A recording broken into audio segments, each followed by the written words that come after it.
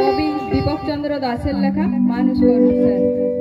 Master মশাই কি ভাবছেন, কি হচ্ছে চারিদিকে, কি দেখছেন, কি শুনছেন খবরের কাগজে, টিভিতে, সোশ্যাল মিডিয়ায়? ডাক্তার মাকে ঘর থেকে বের করে দেয়, ইঞ্জিনিয়ার বাপকে পেটায়, অফিসার ঘুষ নেয়, মিনিস্টার টাকা চুরি করে। মাস্টার মশাই কি ভাবছেন? এদের আপনিই পড়িয়েছেন। হ্যাঁ স্যার, হ্যাঁ স্যার, হ্যাঁ, স্কুলে, কলেজে, বিশ্ববিদ্যালয়ে এদের আপনিই পড়িয়েছেন। স্যার সব ভুল সিলেবাস, এবার সিলেবাসটা বদলাতে বলুন স্যার। এবার সিলেবাসে মনুষ্যত্ব যোগ করতে বলুন।